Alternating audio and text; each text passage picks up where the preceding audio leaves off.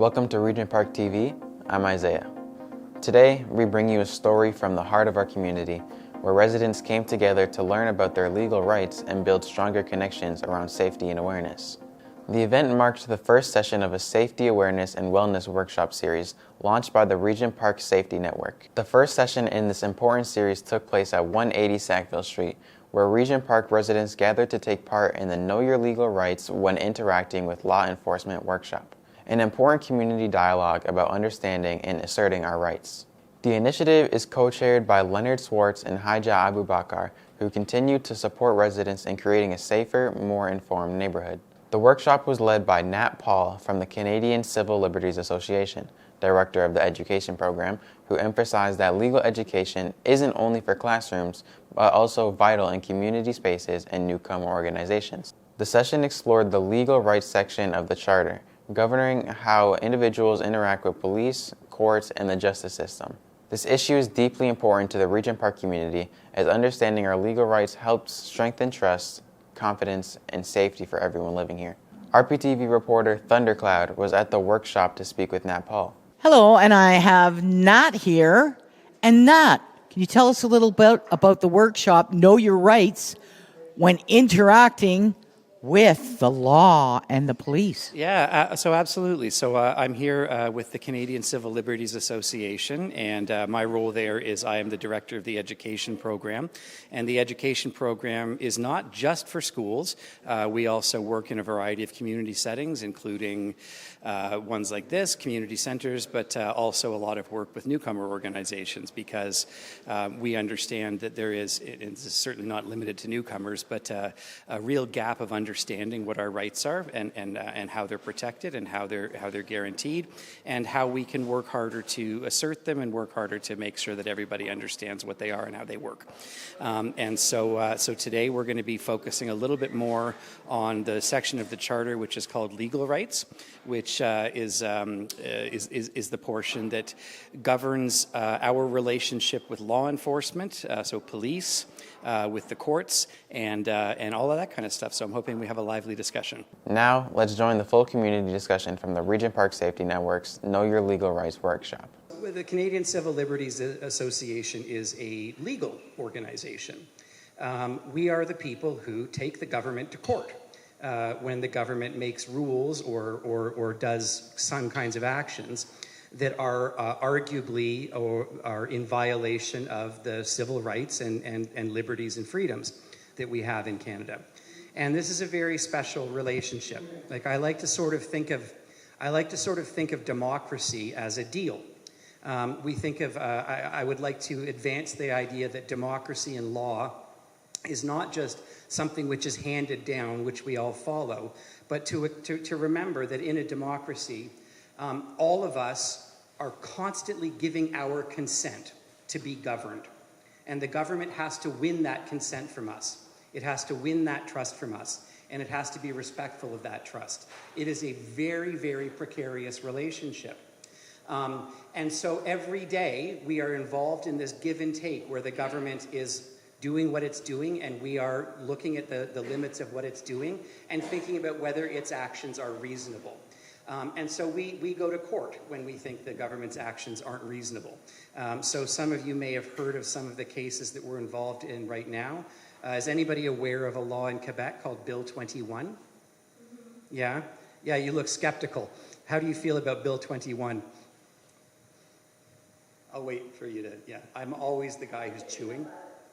Pardon me? You don't feel good about it. So for everybody who might not know this one, yes, sir. Is this about worshiping in public or having the praying in public is coming next from Quebec. So that's one that they're looking at banning right now. And the one that we're mentioning is about whether public servants can wear religious clothing.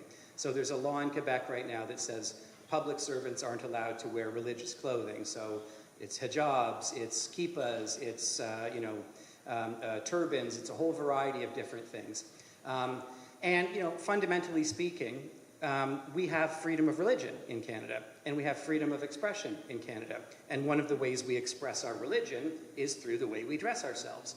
And so this is a case that we're very concerned with because it really limits the right of people to express themselves through, express their religion, versus, the alternative is choosing between expressing their religion and losing their job in many cases, which is, we would argue, not a reasonable infringement on people's rights. So we've been in court on that one for a long time. But to connect this back to the question of land acknowledgements, so I work now in law and education. And I'm a big fan of the idea that when we do land acknowledgements, they should not be generic, they should be specific, they should speak to particular contexts. So I need to mention that in terms of just where we are right now in the city, this is where I first lived when I was born in Toronto. My parents, so I was like a New Year's party. My birthday is September 3rd, so that traces back just about to January 1st. So I think my parents were in university and had a little fun, and all of a sudden they had a little kid. And so they were young, they were 21, 22, and they had an apartment on Winchester, which is not too far from here. And this is, so apparently this, I don't have any memory of it, but this is where I lived, so I can claim some kind of a route to this part of the city, even though I've moved all the way to Bathurst Street. So I'm now in the West End. But so in addition to that personal connection, I think it's really important when we talk about reconciliation to look at the interaction of the two institutions that I represent, the justice system and the education system, and to think about the complicity of both of these systems in the multi-generational violence and brutality which was foisted upon Indigenous people from the time of contact onwards. And so I appreciate the lead-in, because I think it's we often say reconciliation is a process, it's something that's going on, and I want to contribute to that as much as we can by thinking about these dynamics as often as we can. I think it's really important, so how many people here weren't born in Canada? We're not born in Canada. How many people born outside of Canada? Lots of people. And so reconciliation is going on, but settlement is going on too. Settlement is an ongoing process as well. And it's really important that we do this in a way which is ethical. And it's really important for people who are new to the country to be reminded that everybody here, unless you are one of the first people, everybody here is a settler. Everybody here is a newcomer at one point. And the difference between my family and your families is nothing but time. Nothing but time stands between those things. So it's really important, I think, in the spirit of reconciliation, to talk about how we welcome new people into the fold as well.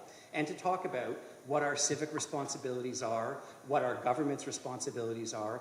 And so at CCLA and CCLET, these are the kind of conversations which we're looking to have. We want people to understand the legal system so that they know how to operate within it, so that they can have the best outcomes and the best chances for their families and everybody else to do well and thrive and contribute meaningfully to the community. So all of that is really what I'm trying to do here, and all of that is why I'm so glad to have the chance to speak to you. So we'll go ahead and we'll jump into a couple of things here. All right, so for reasons that I do not understand, whenever I try and make this like the big version of it, it goes away. So I'm gonna leave it like this, and I apologize because you probably can't see that. So I already asked, and we found out that lots of people came to Canada after being born somewhere else. Now, a question I have. So I'm here with my colleague Stephanie, who we actually know through the Newcomer Women's Organization, right? So yeah. Stephanie is working with us for a few months. And Stephanie, you came from? Colombia. From Colombia. And one of the conversations that we've had is, what are your impressions of the difference between police in Colombia and police in Canada? Okay. You know, it's going to be honest, in Colombia, police is like a joke. Okay. Yeah. So a joke, all right. Yeah, they're like a joke.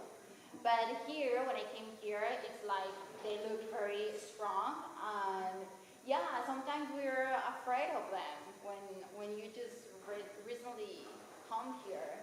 And that is a discussion that I had with my friends, my roommates. Yeah. I told you that one of them, once he got here, he asked the police if he could cross the street because he was very afraid of them. So yes, but in Colombia it's a joke. So how many people think that if you come to Canada, you might be intimidated by the police? You might, sure, absolutely. If I went to Colombia, I would not know what to do with the police. I don't even know what to do with the police here, which is probably means that I shouldn't be presenting to you, but we'll see. We'll see where we get. One of the things that we're eventually going to get to, and one of the things that this story reminds me of, is sometimes there is a difference between what the law says and what actually happens. Right? So this is a big thing. So we're going to talk a lot about what the law says about our rights and things like that. But one of the questions that we're going to have to deal with, and one of the things that everybody has to think about, is is me asserting my rights always the safest choice in those situations?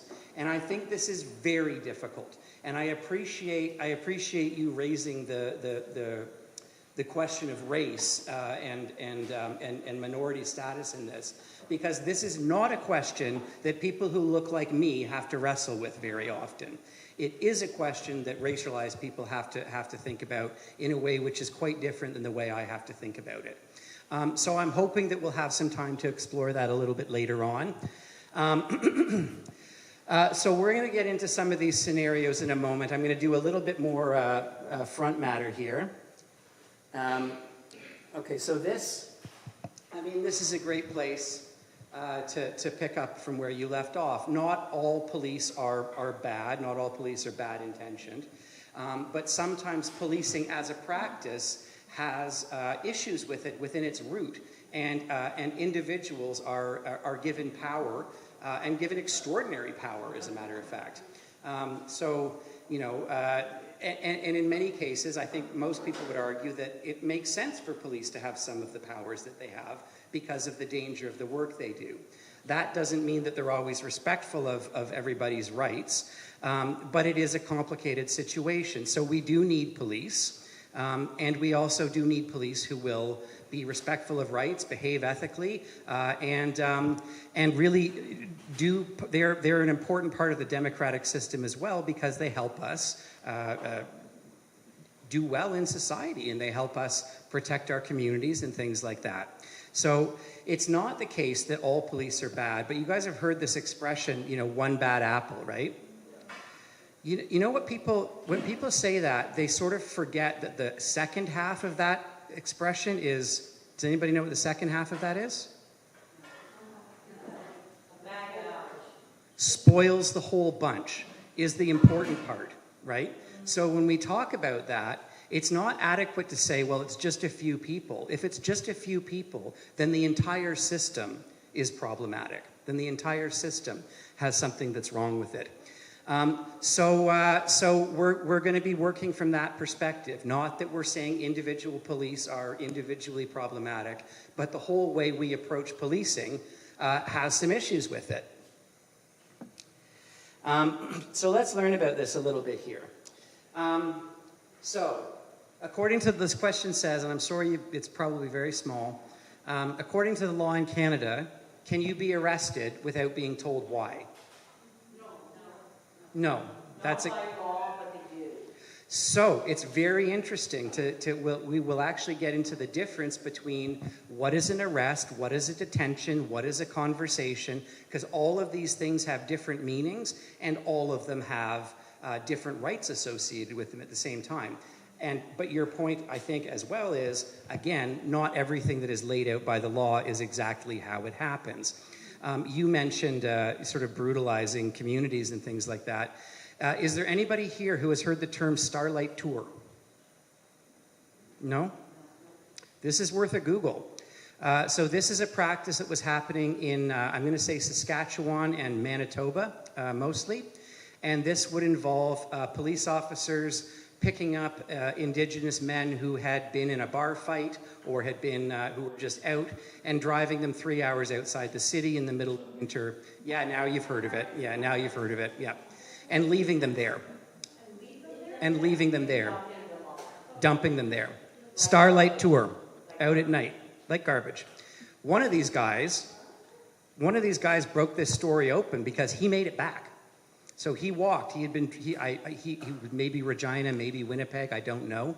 But he walked back from 3 hours and got himself, and that was kind of how that story got heard. So this is, you know, there are examples of people who actually just do evil things at the same time.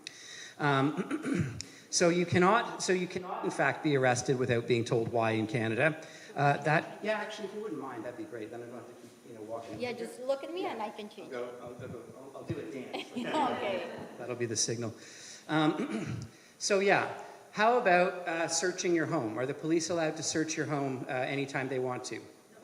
No. Not without a warrant.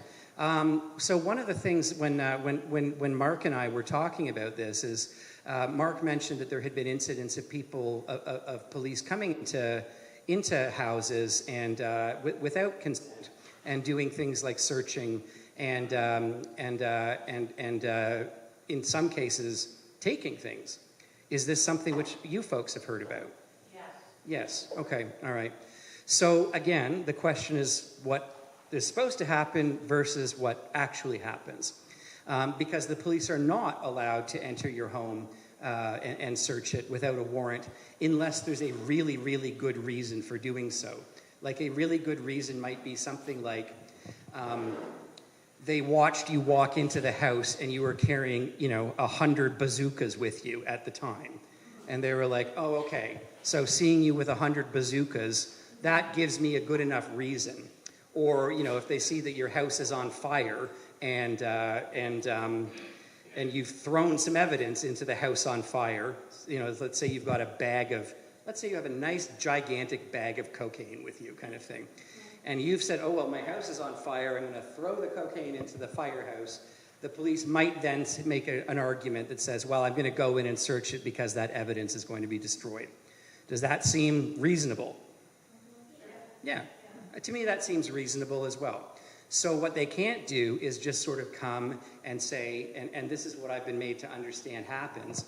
I think sometimes police say, and they come and knock on the door, and they say, hi, we'd like to come in. Is that okay? But then they say, are you sure? So you say no, and I'm a police officer now, and I say, why can't I come in? Are you hiding something? You're not hiding anything? Then why don't you let me in? I don't know. I'm just checking things out. It smells like there's good food cooking back there.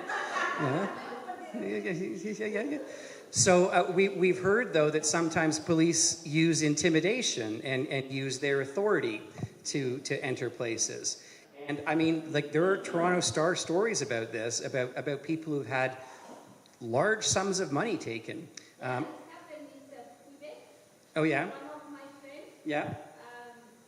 She keeps $10,000. Yeah. In his safety box. Yep. And I don't know why the police came. And they came, they open the safety box and take $10,000. Yep. When they want the money back, they said we only found $7,000. Oh, interesting. So they took a little tax. Yeah. Freaking government taking tax. They have money for the business. Yeah, sure. They have every right to keep their money. Absolutely. Yeah.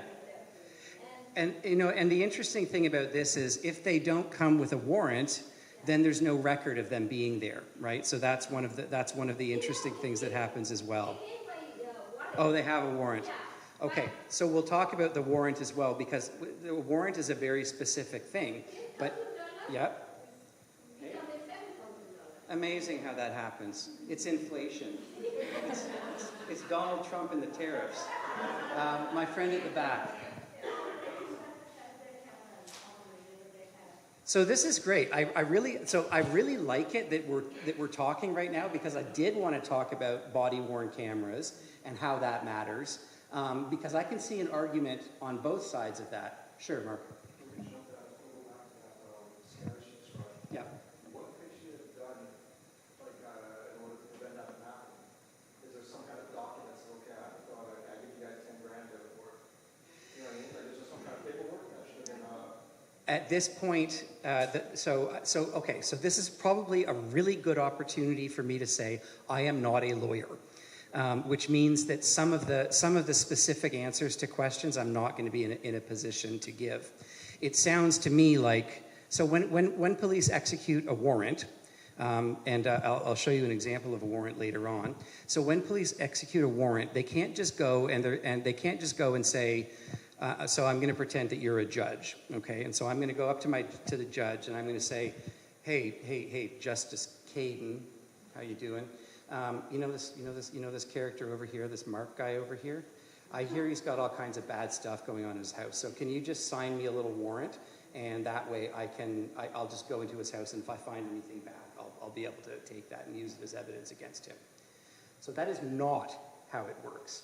I have to go and I have to say, well, let's say it's Stephanie.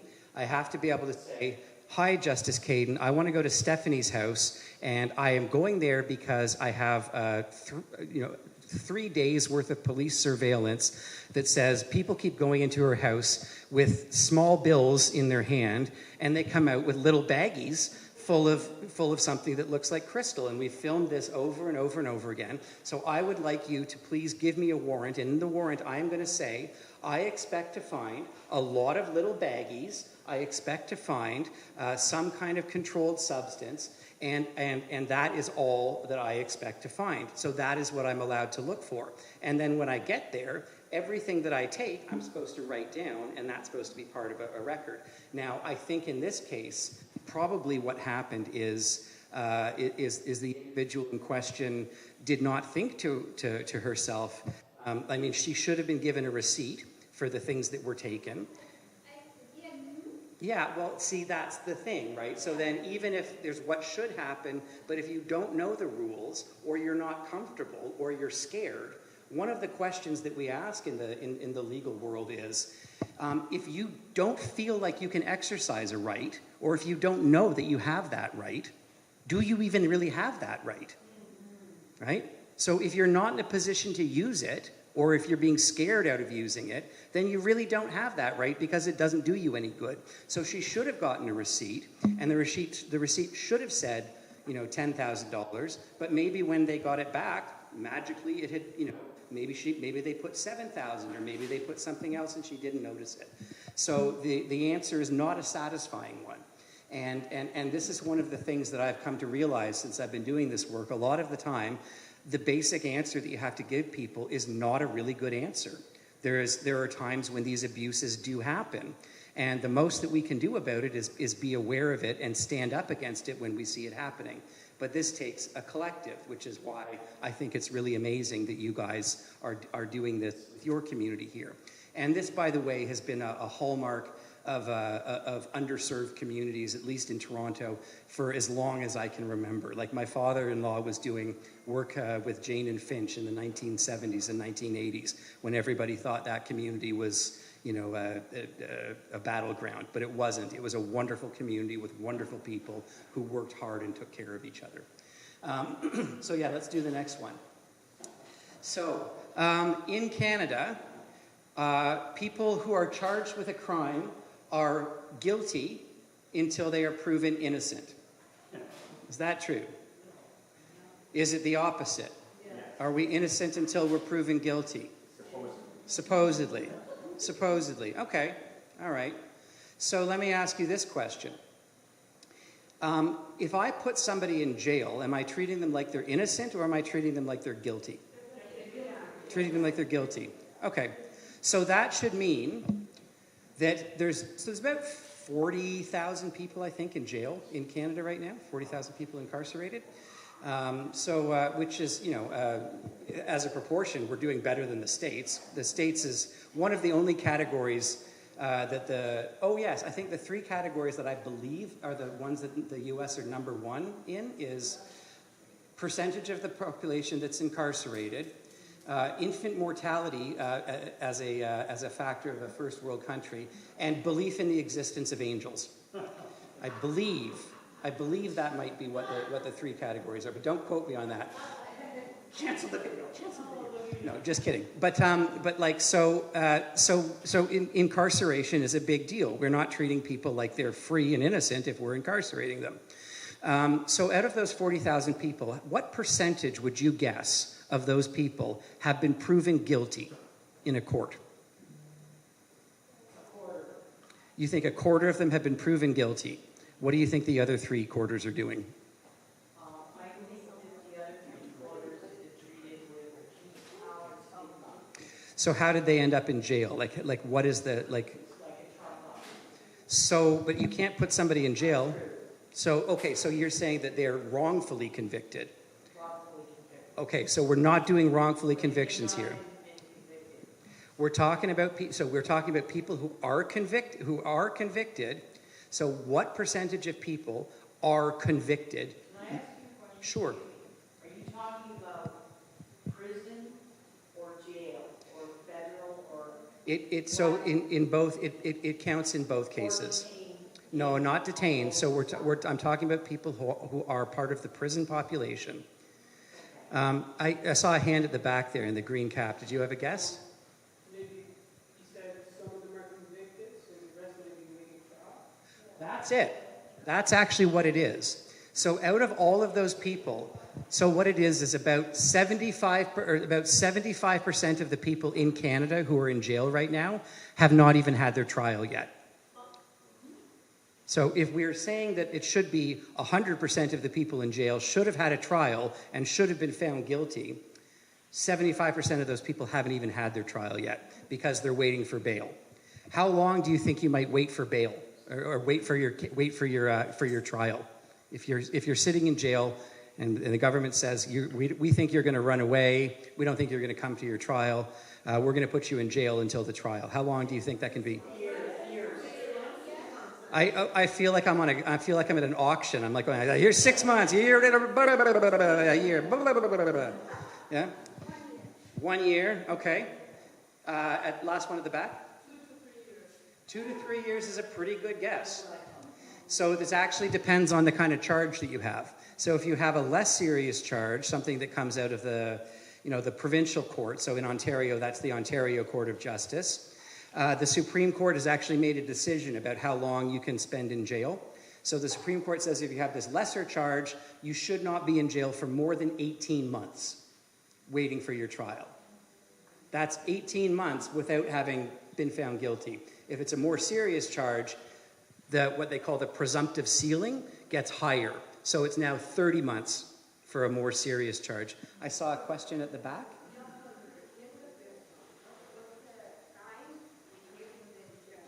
Sorry, one more time? Oh, so for younger people, that's a great question. So you mentioned the Young Offenders Act. The Young Offenders Act has a new name now. It's called the Youth Criminal Justice Act. And while there are not specifics with respect to that, there is, generally speaking, the idea here is that young people should have more of a chance to rehabilitate themselves. And so actually the justice system makes allowances to make sure that young people are treated less harshly, are actually presumed. So there is something called a presumption against detention in the Youth Criminal Justice Act. And what that means is that unless the government can show that they have a really, really good reason, you do not put that person in jail waiting for their trial. So it's actually the idea here is unless there's a very, very serious charge, we're probably not putting young people in jail. So we're not putting them in jail for shoplifting. We're not putting them in jail for fighting. Some of you folks may have heard about a group of young ladies who beat and eventually killed a homeless man in Toronto, not too far from here, over a dispute over a liquor bottle. Murder, gang-related murder is probably one of those things where you would detain somebody. But on the other hand, has anybody heard of a guy called Umar Zamir? So Mr. Zamir was a relative newcomer to the country. He went down to, you know, Nathan Phillips Square, like where the Toronto sign is and the ice rink and all that stuff. He went down to a celebration for Canada Day, you know, fireworks and songs and all of that kind of stuff. And he was with, he had a 2-year-old, and he had his wife, and his wife was pregnant, and they went down to get their car, so they're in an underground parking lot. And 2 people ran up to them with their guns out and started banging on the car, saying, "Get out, get out, get out." I mean, I would panic in that situation. Like, I would absolutely panic. And that's what Mr. Zamir did too. He tried to drive away, but he's in an underground parking lot, so you can imagine you've got pillars like this and walls, and it's very hard to drive fast. Plus his adrenaline was like boom, boom, boom through the roof. So he struck one of these people and ran them over and killed that person. And then he found out that that was an undercover police officer. Yeah. Yeah. Pardon me? Why did the police do that? They were investigating a stabbing, and they thought he looked like the suspect. So he was brown, is why they did that. I mean, that's...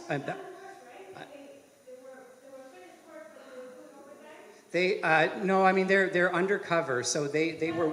Yeah. They were investigating. There had been a stabbing reported in the area, and so they were investigating that, and they made a terrible mistake.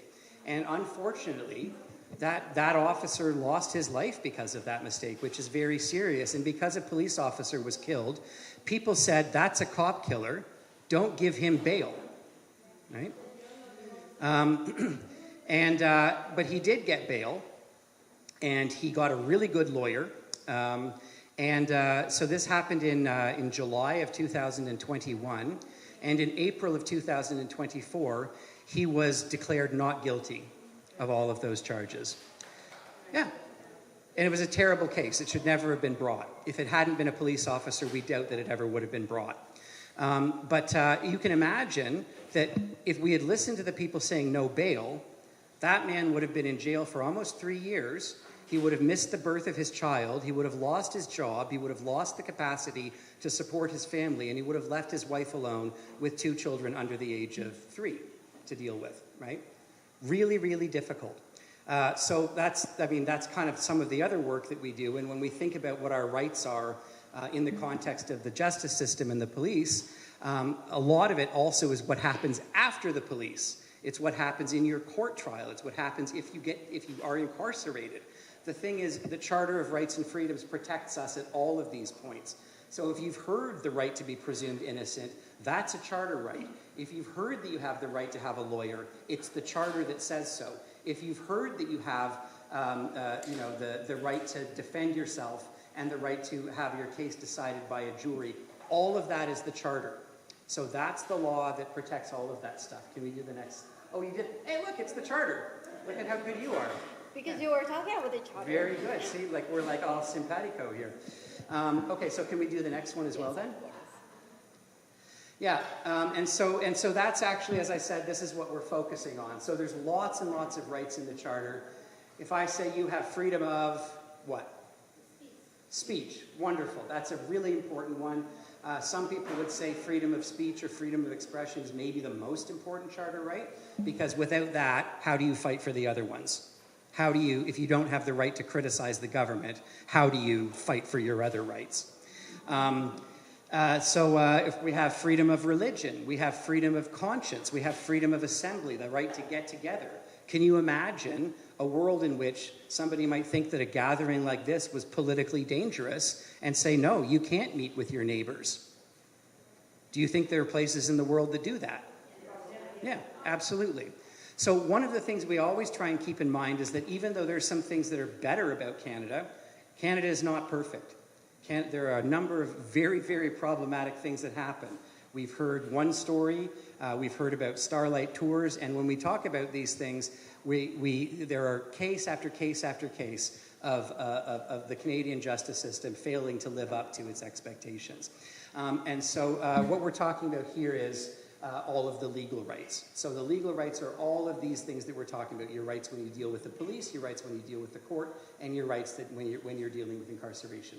Let's get the next one. Okay, so getting a little bit more complicated here. Do you think this is true or false? The Canadian Charter of Rights and Freedoms? Come on, man, let me at least get it out. The Charter of Rights and Freedoms applies only to Canadian citizens. Is that true? No, it's not true. You know why? Does the law only apply to Canadian citizens? No. So does the protection from the law only applies to the same people. Can anybody think of a couple of rights that are just reserved for Canadian citizens or for other people? Voting. Okay, so who's allowed to vote in Canada? Canadian citizens. So my 14-year-old, can he vote? No?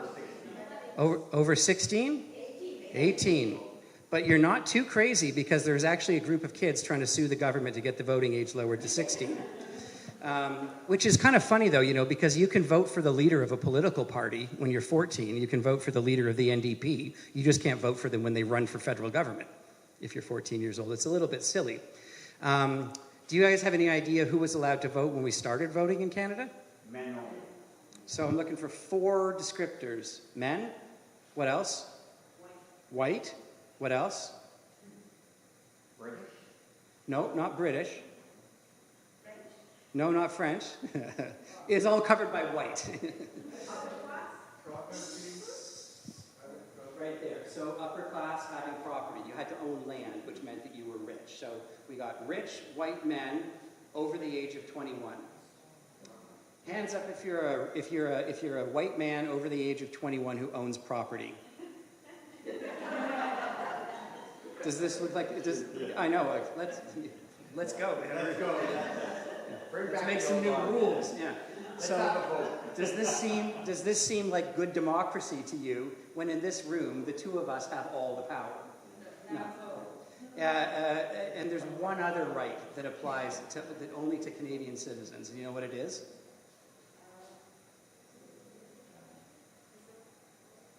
Only Canadian citizens have the presumed right to enter Canada. Yeah. So other people can get visas and other people can do it, but as a Canadian citizen, you have an unalienable right to enter Canada. You don't have to prove. If you're a citizen, you can come and go as you please. If you have a PR, you don't have that right? You don't. It's reserved. I mean, it's virtually the same, but the right is actually reserved as a right of citizenship. Okay, so that's false. What do we have next? Yeah, so the idea here is that charter rights are for everybody. You don't have to be here as a citizen. You don't have to be here legally. You can be here as a tourist. You can be here as somebody who is picking tomatoes in Leamington in the summer, and you have those rights. My friend.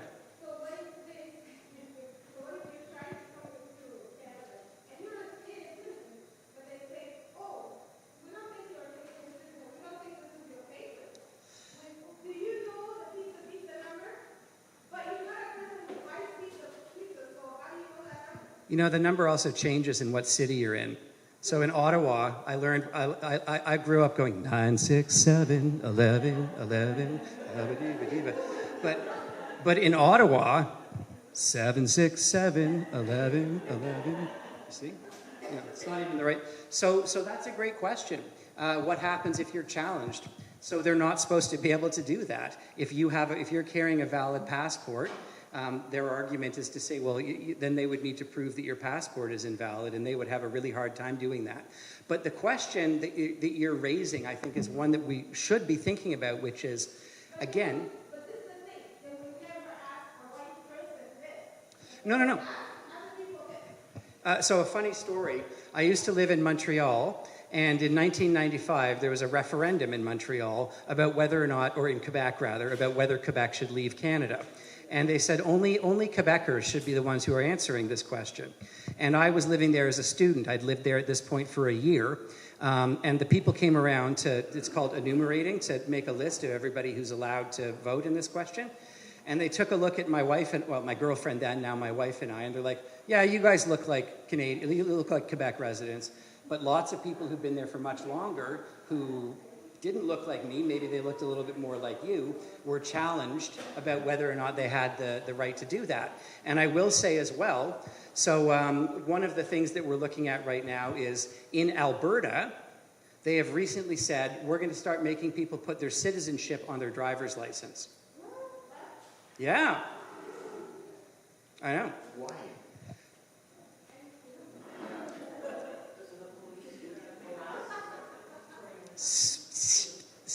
Yeah. So one of the ways that we try and approach laws when we're thinking about them is to ask a series of questions about those laws. The first of which is, what's the point of the law, right?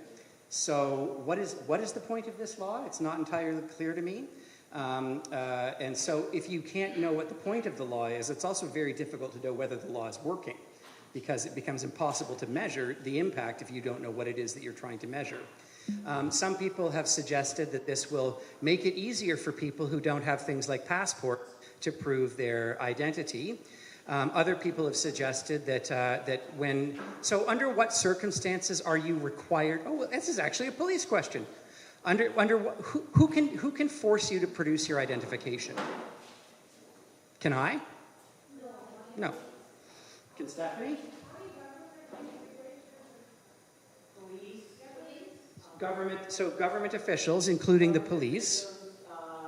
Border crossing. Mm-hmm. And I saw you had your hand up first.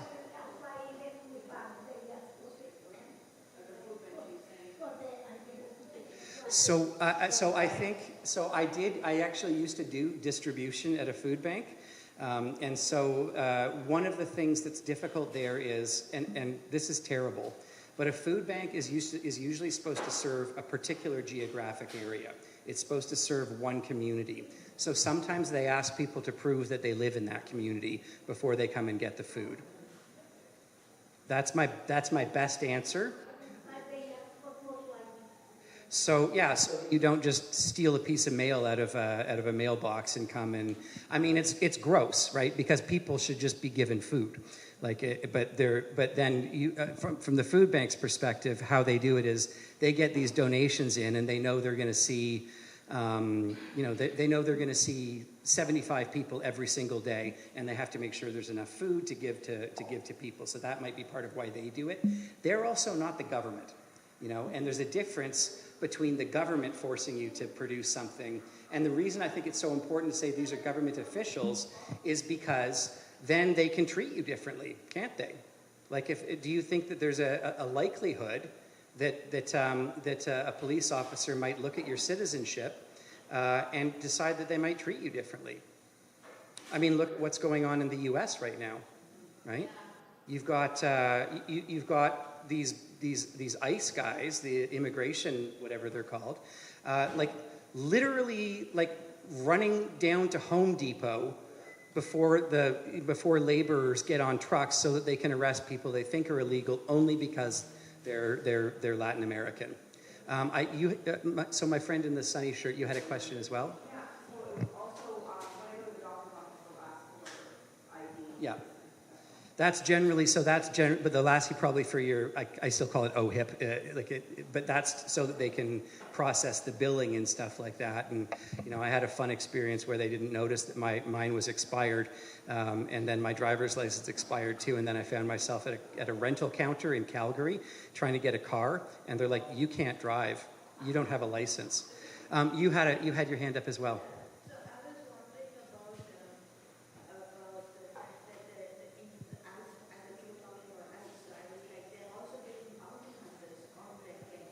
Yeah,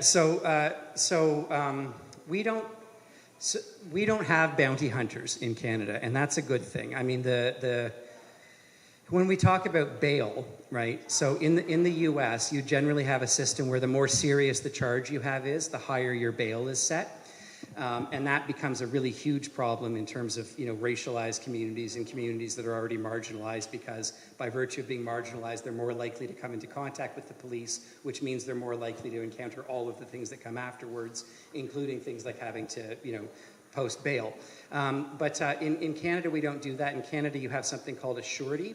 And a surety is somebody who says, I'm going to make sure that the person who's accused of the crime sticks with their bail conditions. So if that says, like, you can't drink or you can't, I don't know, operate power tools while under the influence of Robitussin or whatever it is kind of thing.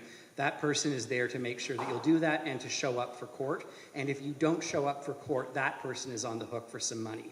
But it's nothing like I think, so, you know, you guys been following this stuff with Diddy.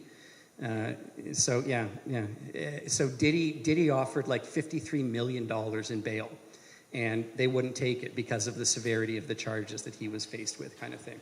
But we don't have a bounty hunter culture here. The States, and I think one of the things that we'll see is the States is much more military in terms of its approach. At the back, and then Thunder. Mm-hmm. Mm-hmm.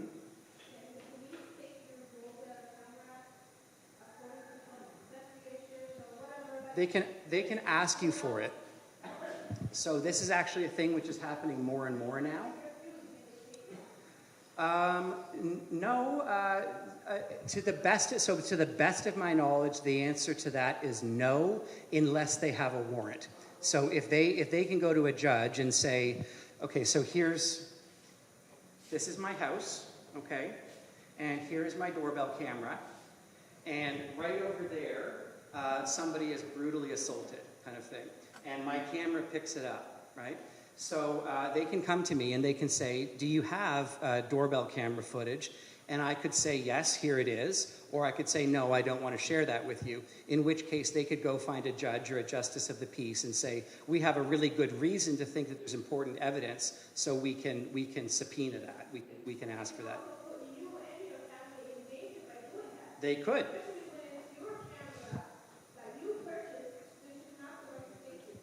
Yeah, so I think your concern is that because somebody could get angry at you about that.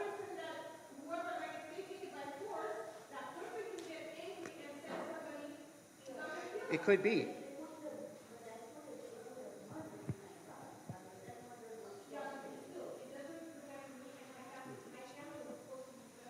So these are really important questions, and these are the kinds of things that we have to think about. I actually.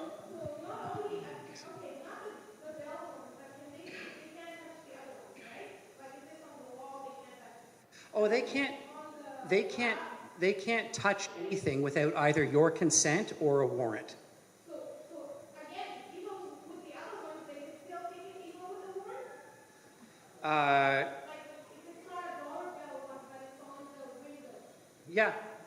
Yeah. If they can convince a judge that there's important evidence there, then yeah, they can do that. And I think it's very interesting because I think, you know, everybody should take a walk sometime and see how far you can go without seeing a doorbell camera these days. Remember, these things are motion activated. So every time we walk past them, they film us. So it's quite yeah. Steal packages. No, not only packages. Yeah. Oh, I see. Pardon? Follow your. Yeah. There's all kinds of scary reasons for it. There's a bell camera, or a ring camera down the street from me where somebody mysteriously starts just every couple of weeks. A woman comes and starts spitting on the door, and then walks away. And then she also went pee one time too, but she just walks up to it, goes and paints with her spit a little bit, and then goes away. You had a question, and then I'm gonna move. It's not a question. Okay. Backtracking. You asked about ID. Yeah. And at a bank, you might sure. get passed. Yeah, because it's important to make sure you're getting money that's yours and not somebody else's, kind of thing. So what do we have here? Okay, so this is also really important to say.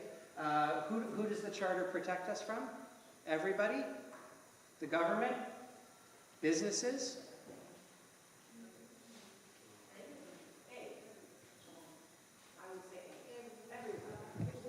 It's actually just the government. So we have lots and lots of laws. We have the criminal law, which protects us from each other.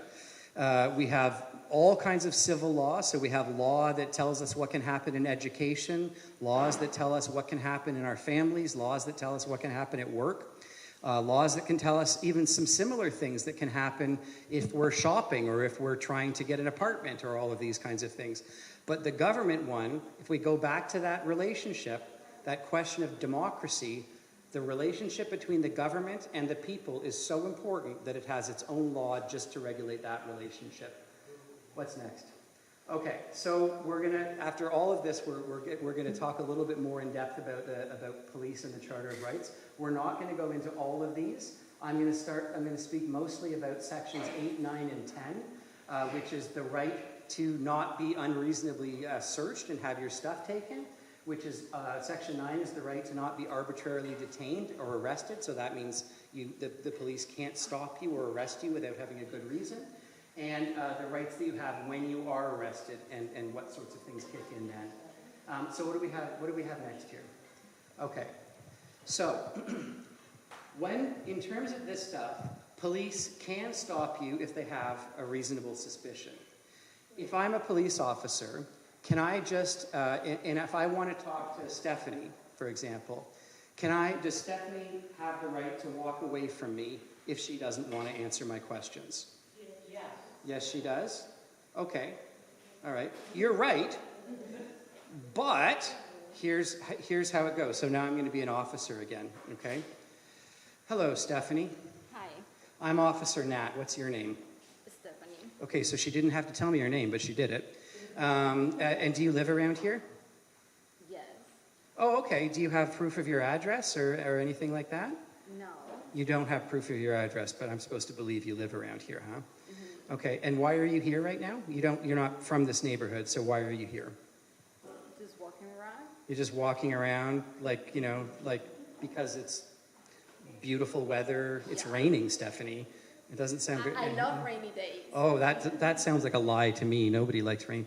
And I see here, okay, is that your bag over there? Yes. It is your bag? Did you pack that bag yourself? Yes. Do you know everything that's in it? Yeah. Do you have anything in that bag you're not supposed to have? No. Oh, so you don't have a gun? No. Do you have any drugs? No. Do you have a gun that shoots drugs? No. No. Okay, all right. And you packed the bag yourself? Yes. Can I look in it? Why? Well, I'm just curious, if there's nothing in there you're not supposed to have, I just want to look and make sure, but you seem like you don't want me to look in your bag. At this point, I would say no. You would say no? Okay. Okay, so is that your phone over there? Yes. Yeah, okay, and you know everything that's on that phone? Yeah. Can I see it? No. Does it have face recognition? Yes. Oh, it does, eh? Can I touch your phone? No. So this is the point where... I would say, why? Why? Oh, I'm just curious. I heard you were really good at Wordle, and now I want to see your Wordle scores. I think you might be faking it. So okay, but that's fine. Is that so? You don't want me to look at your phone? Is that because you have evidence of illegal activity on your phone? No, it's because you haven't said why. Oh, okay. I want to find evidence of illegal activity. Is it okay if I look? No. Why? Because Do there's you evidence have of a illegal... paper, document, or warrant? Or No, but you're acting very, very suspiciously. No. Okay. And No. So you definitely don't have terrorism plans on your No, phone. of course not. And you don't have text messages between you and your criminal co-conspirators No. about robbing a jewelry store? There was a jewelry store that was robbed nearby recently. Yeah, no. No, okay. Okay, thank you, Stephanie. So, did I ever tell her to stop? No. Did I get what I wanted anyway? Well, I kind of did, because I got to harass her. I got to sit and ask her a whole bunch of abusive questions without ever giving her any reason for having done so. And so when we talk about what it is to be detained and be arrested, this is pretty funny business. Because now what Stephanie could do in this situation is say, am I being detained? So I say, hi, can I talk to you for a minute? Am I being detained? Oh, no, you're not being detained right now. Okay, can I go? Yes, you can go. Okay, bye. Okay, so that's actually different. Now, if she was being detained, if Stephanie was being detained, she would immediately have the right to speak to a lawyer, know why she was being detained. See, I didn't have to answer that question when she kept saying why. I didn't answer it because she wasn't detained, so I didn't have a legal obligation to do that. And she has the right to be presumed innocent. How many people do you think understand that right? Not a lot. And especially, how many people have kids? Yeah, my kids are idiots. How about yours? So they're not. They're lovely children. But the point I'm making here is kids even less know their rights, right? And so this doesn't usually happen like this. The way this usually happens is it's in a dark park somewhere at night, or it's somewhere where there's not a lot of people who are seeing it, and it's not just me. It's me, and there's one person here, but then there's another officer here, right? And then that's right, there's another officer here. And this one probably has a bike or something like that. So they're really kind of creating the impression that you can't go anywhere. And so that's a different thing because, again, that question of whether or not you know the right really matters in terms of whether or not you can exercise that right. Because one of the things that really happens a lot of the time is people don't know that, and they don't know they have the right to speak to a lawyer. And so after I harass her enough, she finally says, yeah, you can look in my bag, and then I find something that I might be able to use to arrest you, or something along those lines. So that's what we call like a fishing expedition. Sure. So if you are being detained, the police have to tell you that you're being detained. They have to tell you if you're being arrested as well. So there's a difference between a detention and an arrest. A detention is supposed to be short for investigative purposes, and then if they find something, then they can choose whether or not to arrest you at that point. So all of these things matter in terms of the interaction that happens here. I'm skipping ahead because this makes more sense to me to talk about it now. But there is a case that was not too far from here in, I want to say, 2008. And it's, it'll come to me in a second. I swear I'm getting early onset adult Alzheimer's. What is the case? Grant. Okay, so there's a case, I see you, I'm going to come to you in a minute. There's a case that happened out on the Danforth, and it was involving a young black man named Donahue Grant.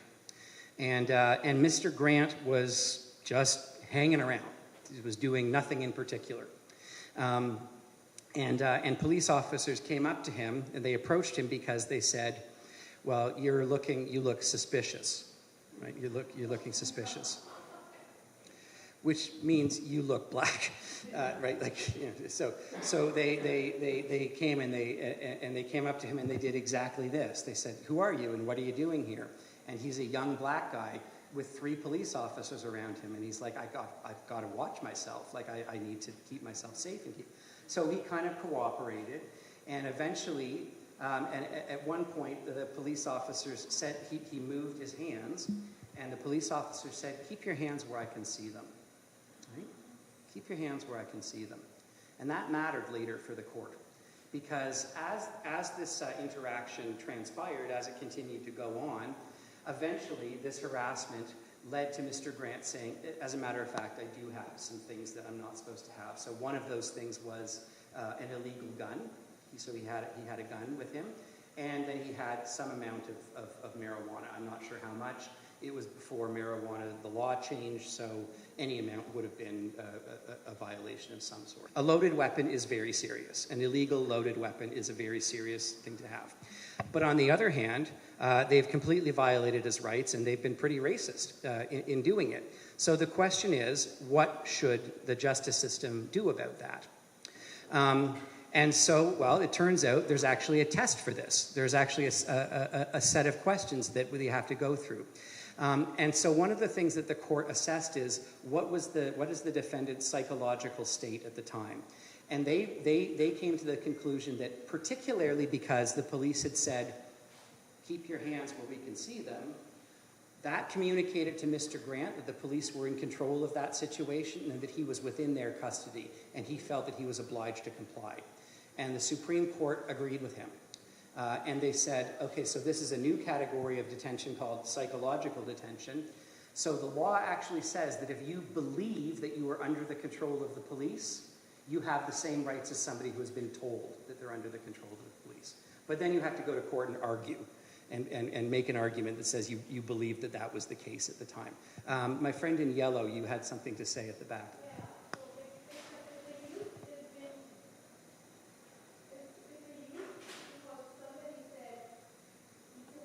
Yeah. Yeah.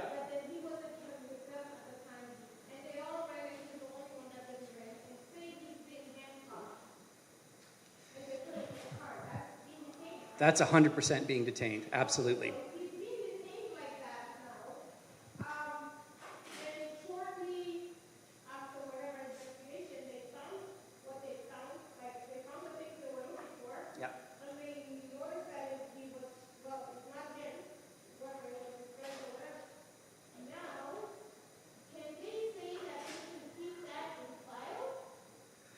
So that's a really interesting question, because that is going to come up as having had contact with the police. Yep. So this is, again, this is really interesting. I would say that as a young person, again, there's going to be more of a chance that they're going to try and give that kid every advantage that the kid can have. So in many cases, records of contact with the police are expunged. They're gotten rid of. When a young person reaches a certain age. Having said that, there are many, many stories of times when they've just forgotten to erase the records and things like that. You can, if you have a complaint about something that's happened, there are a number of places that you can go to complain about the police violating a right of some sort. But that's also a long process. And I think one of the real things that we're talking about here is the kinds of people who are likely to have more contact with the police are also people who are less likely to be able to take time off of work to go and file complaints, to do all of these processes, to go to court and all of these things, because a lot of people are working a lot of hours, 2 jobs, not that much money, and not very secure employment. So we can't really talk about any one part of society without talking about all of the parts of society, including, socioeconomic pressure. Isn't that another way of the party thing that we're fighting like that should stop? Isn't that another way of party by keeping things on calm? Yeah. So it's a little bit more. It's a little bit more complicated than carding. So because carding is something which is done usually without a reason, right? So carding is something which happens. Does everybody know what carding is when we're talking about it? Used to? So carding is when police officers will just come up to anybody and initiate a conversation with them and try and get their identification and their name and try and figure out who they were with. And they do that there is a good police reason for doing this, like in places where there's lots of gang activity, they want to know who's friends with who and all of this kind of stuff, and there are legitimate reasons for knowing that. What is not a legitimate reason for knowing that, or for learning that, is thinking, okay, so there's a couple of black guys over there, there's a couple of indigenous guys over there, and we think they're acting suspicious like Mr. Grant, so we're going to go up and talk to them. And your point is a good one, because this kind of contact does generate the same kind of information that we're talking about here. But likely what would happen there, no, you know what, I can't even say, because I'm not legally confident in what I'm about to say. But I would guess I would guess that could come up, and that person's name would have been recorded because he would have been named by people who were involved in whatever the altercation was. It's not the people who were involved. It's basically say 3 little girls stole something. Yeah. Ran with it. And then the 2 boys that were standing in the corner. Yep.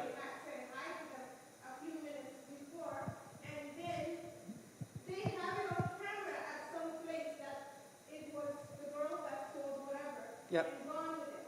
But the 2 boys that didn't rent, one is black and one is white, because those boys that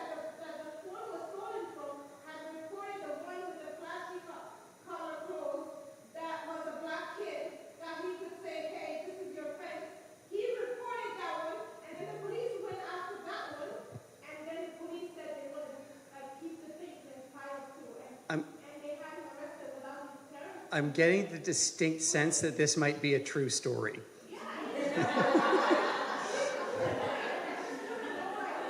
Yeah. Honestly, that is not a question of police entitlement. That's a question of process, and I don't know enough about the process. My best idea for you is to speak to an actual lawyer instead of a potato who's pretending to be a lawyer. Yeah. Yeah. Yes.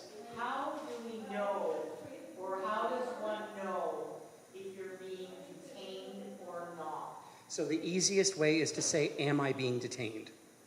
That is the most concrete way of doing it. They cannot lie to you about that. They cannot lie to you.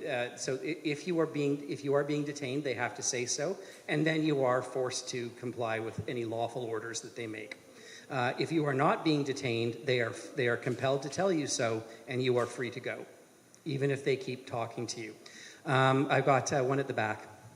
Do we have the right to record on our camera? What a good question. So let's talk about recording for a little bit then, okay? Do you guys think it's a good idea for police to have body-worn cameras? Absolutely, yes. So people generally do. It depends on the situation. So police are not required. It's funny that the scenario that you described actually is sort of interesting because, you know, one of the scenarios that I was going to say is, you know, let's say we're out in the park and we're playing basketball or whatever, and some kind of crime happens, and the police come there and they're videotaping things, and they capture my image even though I had nothing to do with it. So there's lots of good questions. Like I completely understand the perspective that says it's good if police are recording it because then that creates some kind of accountability. But do you think you get to see that footage? You don't get to see that footage unless you file it's got an acronym like MFIPPAPA. Yeah. And so what happens is the police are generally required to to turn on their camera for any kind of interaction that goes on with a person in the context of a detention or an arrest. So if I want to come and ask Caden, you know, where I should go to eat after this, I don't have to turn the camera on to film that encounter. But if I start doing anything which is a criminal investigation in any way, including an arrest, including coming into your house and searching it if you have a warrant, the expectation is that the police are recording all the time. So again, let's get back to, is that what happens every time? No, that's not what happens every time, because sometimes cameras malfunction, and sometimes cameras malfunction on purpose. And you know, and there are a variety of things that happen in reality. So that's the police filming you. Your question was about you filming the police. What do you think is the answer to that question? Do you think you're allowed to film the police? Yes. Do you think there's any circumstances under which you're not allowed to film the police? Yes. What do you think are circumstances under which you're not allowed to film the police? That's not good enough usually. Yeah, Mark. So okay, so they can ask you to move, because so they can absolutely say this is an investigation area, you can't be in here, but you could still probably move to outside. So there are some circumstances in which you are not allowed to film the police. That would include a situation in which that might jeopardize a police investigation. So if the police are working with an undercover informant or something like that, and there's a chance that this person could be identified by virtue of you filming them and then putting that out, that might be a reason that they could say that this is not that you're not allowed to film.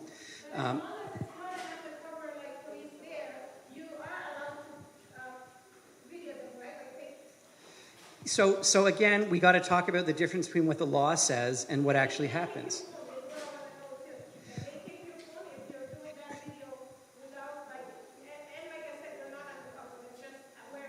So no, what they're wearing doesn't make a difference.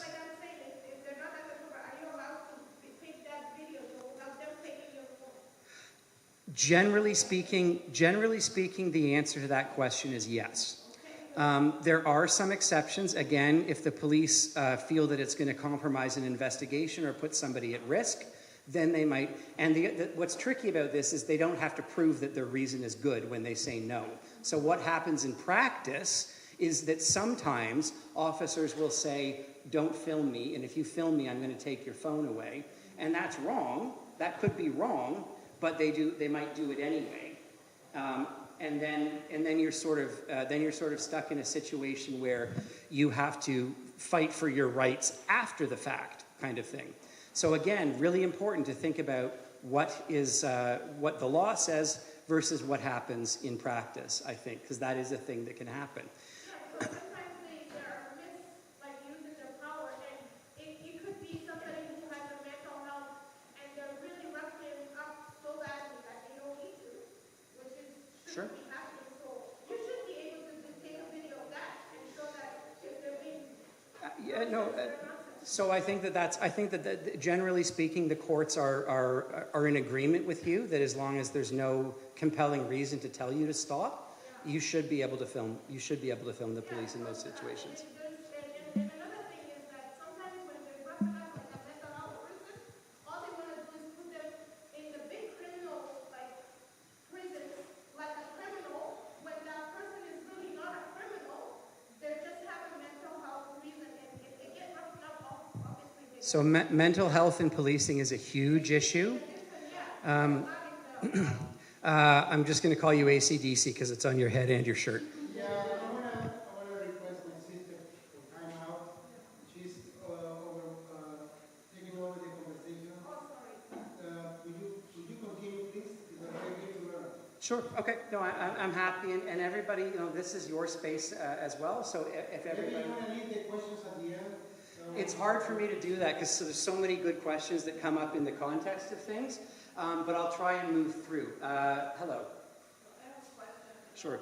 If somebody is detained, is there a reason why police would detain one person using 8 police officers? Like, is there any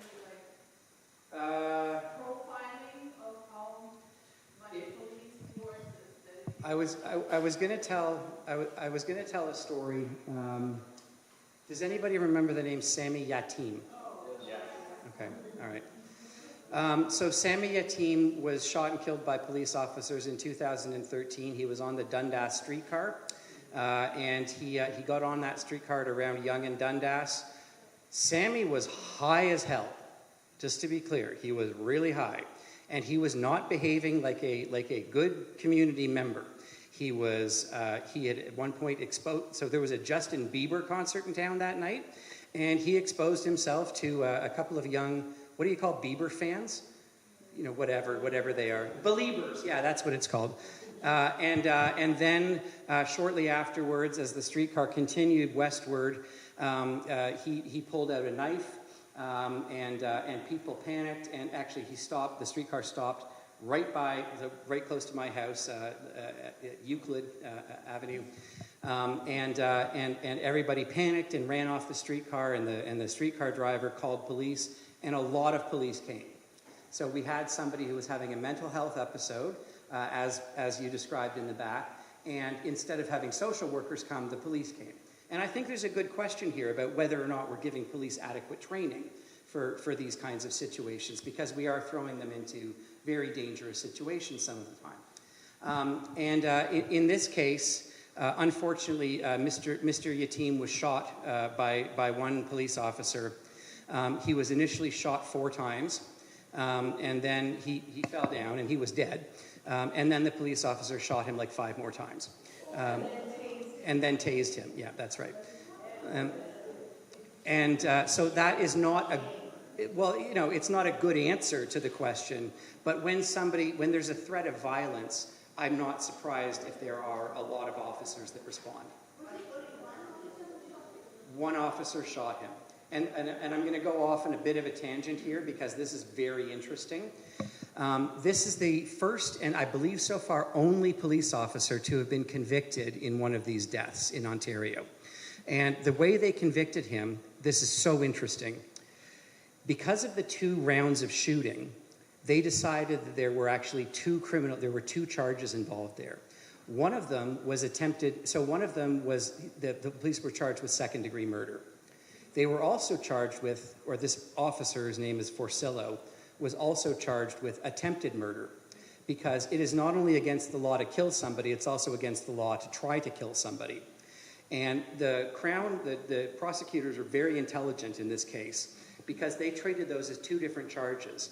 They knew that juries are very sympathetic to police officers a lot of the time, and would be unlikely when they see, okay, so, and this goes to the camera question as well, because you can still find these clips on YouTube of the cameras inside the streetcar capturing all of this stuff, and then police video as well. So he did have a knife. He was behaving in a way that was threatening, sort of, even though the bus driver was so not scared that after he left, he came back on the bus and asked the kid if he could help him, he'd call his dad or anything like that. So all of which is to, I've lost my train of thought, but so all of this was filmed, and they thought maybe he gets off on the second-degree murder, but he was also, the fact that he was shot after he was incapacitated, so the police only had 2 things they could believe. They could believe that he was dead, in which case, why are you shooting him more? Or they could believe that he was alive. But as somebody who was not a threat, the court came to the conclusion that the only thing he could have been doing there was trying to kill that person. So he was actually convicted of attempting to kill the person he actually killed, but not of the... I beg your pardon? Not for the second-degree murder, for attempted murder. That's what makes this case interesting. He might, but he was, privately a lot of officers looked at what happened there and said, this is not the way we do things. When the shooting took place, he was as far away from me, if I'm the police officer and you're Sammy, this is how far away they were. And Mr. Yatim had a knife in his hand and moved like this, and that's what precipitated the shooting. That's what led to the shooting. So what do we have? Let's see the next slide. So we've talked about searching. When we've talked about searching phones, or we talk a little bit about searching phones, do you think the police have the right to search your phone? No. Under what if they have a warrant? Okay. So they have to have a warrant to search the phone. What if you consent? If you say, yes, you can search my phone? Yes. Yes, you can. All right. Are there any other kinds of circumstances? So here we have a situation where it says, if you've been arrested and the phone is there with you, and they think that a search has to be done right there to preserve evidence, then they might be able to search your phone. Okay? Can they make you give them your password? No. They can't make you give them the password, but that's why things like facial recognition and fingerprints and stuff like that are so important. Because one of the things that they can do is if they have these conditions and can take your phone, they can confiscate it. And if your phone is set to facial recognition, and I'm sorry, I keep picking on you, you're just right here, and I go like that, it opens. No, they can't, but they might be able to manipulate, a little bit. And so a lot of the time when we give advice to people who are going to protests or who are intending to film police or something along those lines, we say take an old phone that you don't care about, so that you're not, you don't end up getting, into some other kind of problem because of what else is on the phone. Because believe me, your password is great. It protects your phone from me. It absolutely does not protect your phone from forensic investigation. They have a million different little things they can do to get into your phone. Yeah, Mark. But where's one example where it still be illegal if you didn't get consent? They might argue that the phone turned on. So many of these things come down to your word against theirs, right? So if I hold that for a second. So if I go here, I'm going to take the phone from you. Oh look, you turned it on. So okay, here we go. Here's all Mark's recipes and like a shopping list or whatever. I still think it's consent. If I said no, I'm not going to get consent to do it. It's the same idea if I have a cabinet and it has no locks. Yeah. And you just don't open it. It's very interesting. So the concept of a lock is one that we use a lot when we talk about privacy. So you're probably right in making that argument, but what can happen is the police can discover things that then become things they can act on later. And so when we get to the question of what happens if police get evidence by violating your rights, remember we were talking about Mr. Grant and how he had the drugs and the gun and all of that kind of stuff? What do you think happened to that evidence in that case? Do you think it got thrown out? So, if you were the judge in this situation, let's just say the judge, and you were presented with evidence, and the evidence was that I was absolutely in possession of an illegal loaded gun and some drugs, what would you do? Would you decide to keep that evidence against me, or would you decide to throw it out? You would throw it out? Okay. You would use it against me?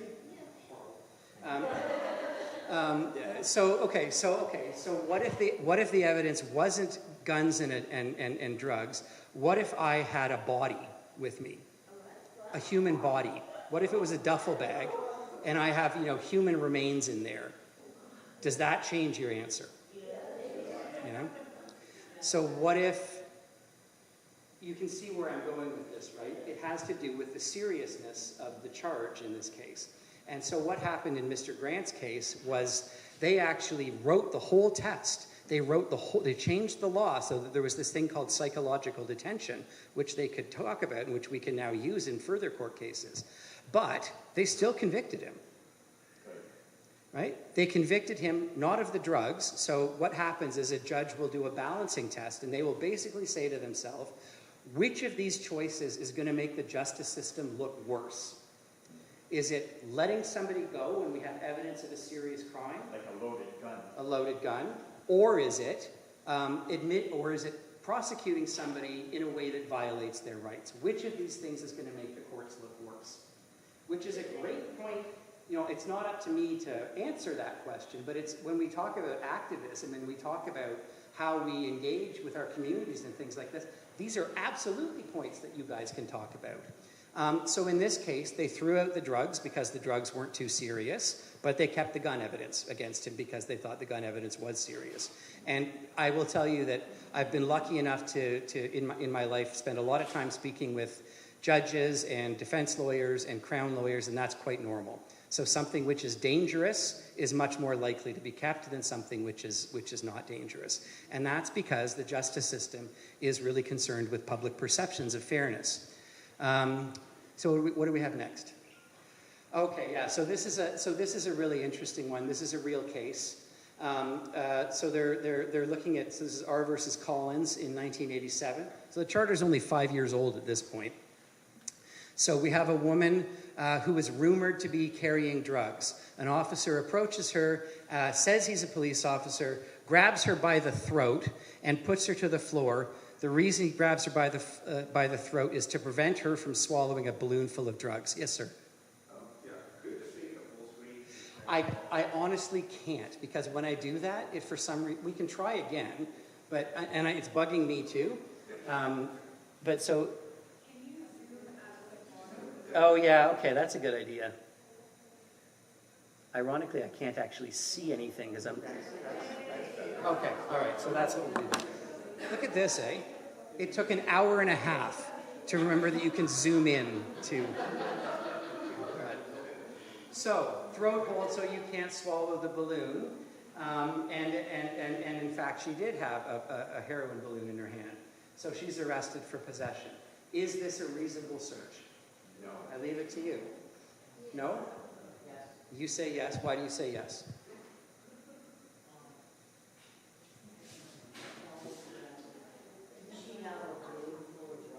So she has a balloon full of drugs in her hand. Does that mean that it's reasonable for the officer to grab her by the throat to prevent her from swallowing that balloon? Absolutely not. Ah, so you've changed your mind. That's okay. So what do we have next? What's the next slide say? So it was, the court decided it was not a reasonable search. The highest, what we call expectation of privacy that we have is with our own bodies. So the more intimate a space is, the more privacy rights we have in it. They didn't have reasonable grounds to search this because this is exactly something similar to what you described in the back, where, just because somebody says, I keep picking on Stephanie and Caden here, so I'm going to pick on Stephanie. So if Caden says, hey, Stephanie's got balloons full of drugs, is that a good enough reason for me to come and search her? You need better evidence than some dude saying so, kind of thing, right? And as well, this was an unnecessary use of force. So they had no reasonable grounds, and as a result of this, the evidence was excluded. So this is still a case which is good law. What do we have next? Okay, so raids. And this is one of the things that when Mark and I were speaking about this, we wanted to talk about. So if the police want to search a residence or something like that, typically speaking, it's a couple of officers, and they will come and they will knock on your door, and they will present you with a warrant, and the warrant says everything that they expect to find, and they will ask you if you can search it. A raid is a much more aggressive form of a search. It typically will involve many, many more officers looking for a lot of things. And sorry, I got distracted. And then one of the other things that happens is there are situations where the police are allowed to do a search without actually knocking. So without announcing their presence. So, I mean, I can't actually think of one that I can remember in Canada, but people might remember the case of a woman called Breonna Taylor in the U.S., who, so the police thought that there was some illegal activity happening in there. They bust down her door with a battering ram. They threw in something called a flashbang. A flashbang is like a light grenade, but it incapacitates your hearing and incapacitates your vision, and started shooting, and they killed a woman. She's a black woman. And so we sometimes call that a no-knock raid. And the extensive use of force in this case is probably not okay. But there is the right for police to do that if they have reason to believe, and they've convinced a judge that there's a good enough reason to believe that if they announce their presence, somebody might flee, evidence might get destroyed, they might be putting themselves in danger. So, pardon me? Well, yeah, I mean, they came in guns blazing in this case. So we don't have, I'm not aware of an example of that that's in the Canadian context. But as to whether or not police execute no-knock raids without killing people, absolutely they sometimes do.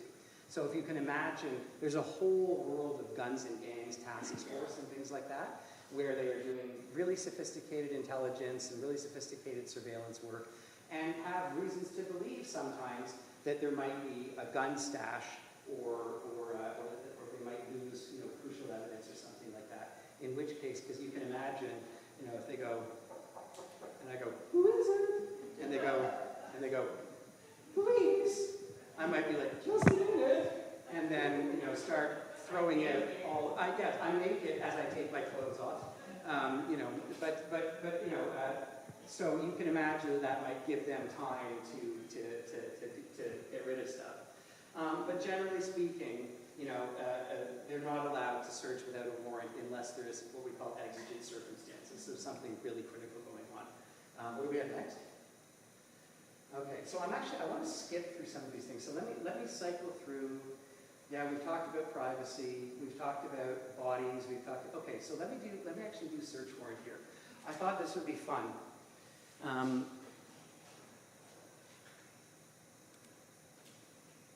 Is it this one? Is it this one? It's this one here. All right. So, yay. Okay. Has anybody ever seen a search warrant before?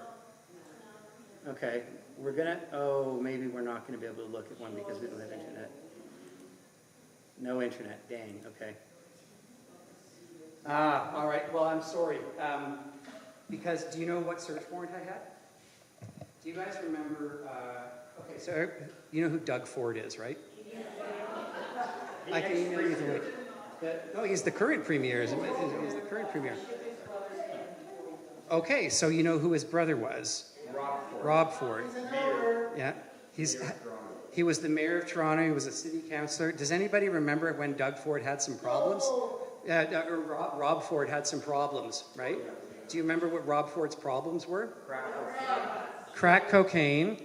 He and a number of other people as well. So he got in trouble with the law for domestic abuse. He was drunk a lot of the time when he was working.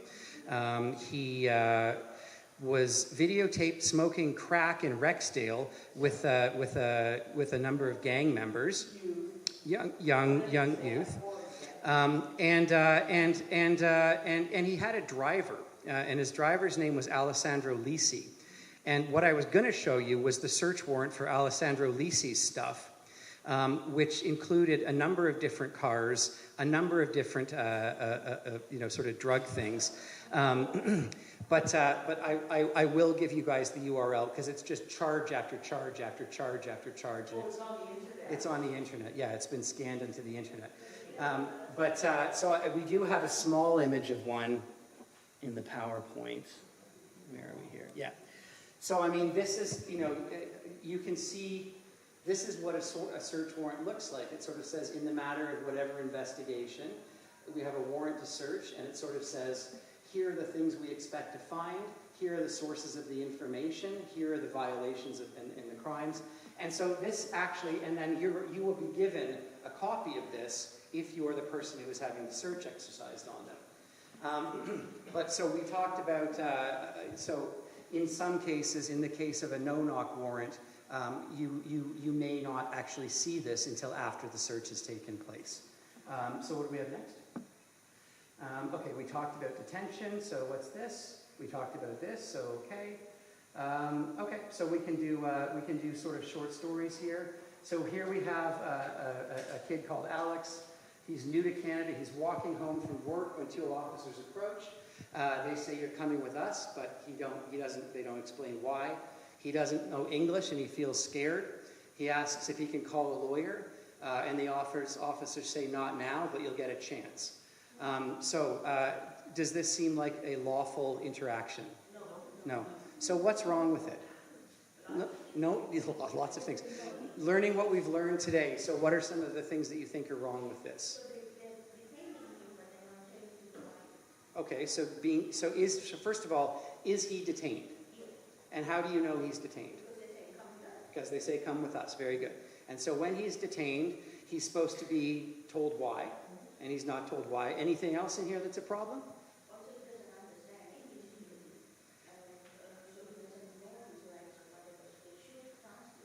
So in some situations where there's an urgent need to arrest, that would be the case. But I think in most, or it wouldn't be the case because, like if I see you shooting somebody and you only speak Portuguese, I'm not going to be like, "Uno momento."